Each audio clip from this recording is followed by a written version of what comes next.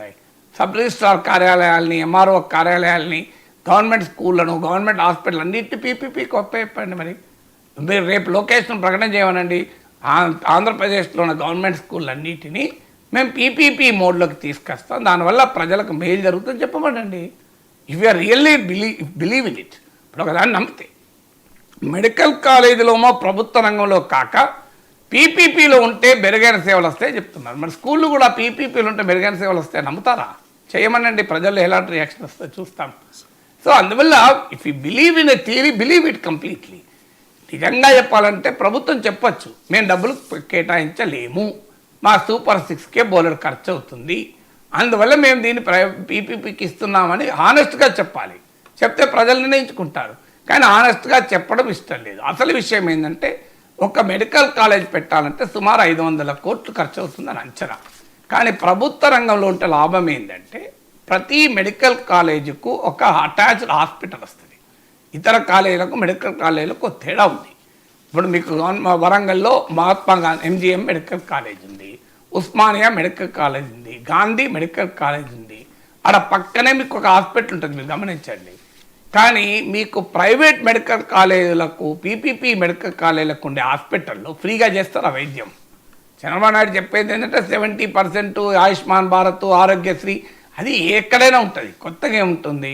కానీ ప్రభుత్వ రంగంలో మెడికల్ కాలేజ్ ఉంటే దాని అటాచ్డ్ హాస్పిటల్ ఫ్రీగా సేవలు అందుతాయి. అది మౌలికమైన తేడా. పీపీపీలో ఉంటే ఫ్రీగా సేవలు అందవు, అది క్లియర్. సో అందువల్ల అయితే దానికి ఖర్చు కావాలంటే 8,500 కోట్ల దాకా ఖర్చు అవుతుంది.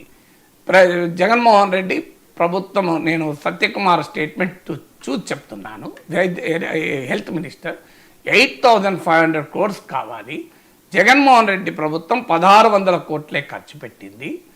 5 మెడికల్ కాలేజీలు కూడా అరకొర సదుపాయాలతోనే ప్రారంభించింది. 5 మెడికల్ కాలేజీలకు 2,500 కోట్లు అవసరం ఉంటే 600 కోట్లే ఖర్చు పెట్టింది.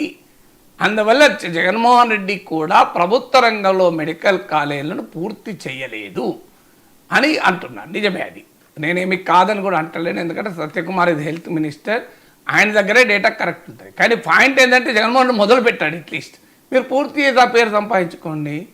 సో జగన్మోహన్ రెడ్డి మొదలు పెట్టాడు, దాన్ని పూర్తి చేయలేదు అని మీరు అంటున్నారు. మీరేం చేస్తున్నారు? అది ఉన్నది తీసేసుకుంటున్నారు కదా. సో ఉన్నది తీసేస్తున్నారు. ఆయన పూర్తి చేయలేదు, కరెక్టే. సో ఒక అతను మీకు పెట్రోల్ పోయకుండా స్కూటర్ ఇచ్చాడు, ఇంకో అతను ఏం చేయాలి? వీలైతే పెట్రోల్ పోయాలి, అంతే కదా.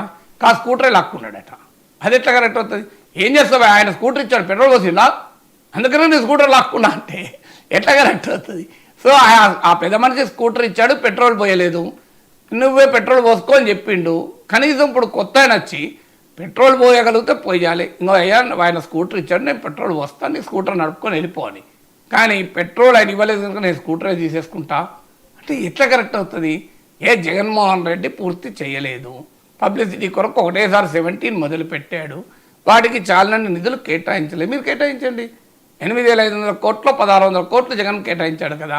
మీరు 7,000 కోట్లు మీరే కేటాయించి ప్రజలకు చెప్పండి, జగన్మోహన్ రెడ్డి కాదయ్యా ఇది మేం చేస్తున్నాం చూడండి, ఆయన 1,600 కోట్లు ఇచ్చి చేతులు దుక్కుంటే మేము 7,000 కోట్లు ఇచ్చి దీన్ని డెవలప్ చేస్తామని చెప్పండి, మీకే కదా పేరు దక్కేది. కానీ మీరు ఉన్న 1,600 కోట్లు కూడా ప్రైవేట్ పరం చేస్తా అంటే ఎట్లా? అది కూడా మళ్ళీ ఎవరికి ఇస్తారు? అక్కడ మళ్ళీ బినామీలకు ఇస్తారా, అస్మదీలకు ఇస్తారా అనే చర్చ మొదలైంది కదా. సో అందువల్ల పీపీపీ ఈ వైద్య కళాశాలల అంశం పైన కూటమి ప్రభుత్వం సమర్థించుకోవడానికి చాలా కష్టంగా ఉంది.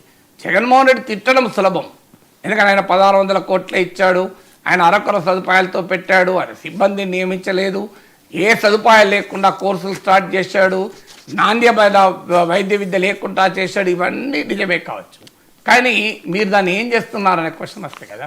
ఇంకో విచిత్రం చెప్తాను.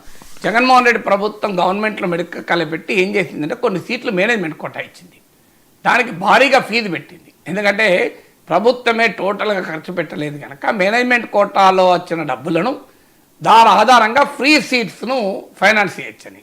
అప్పుడు పత్రికల్లో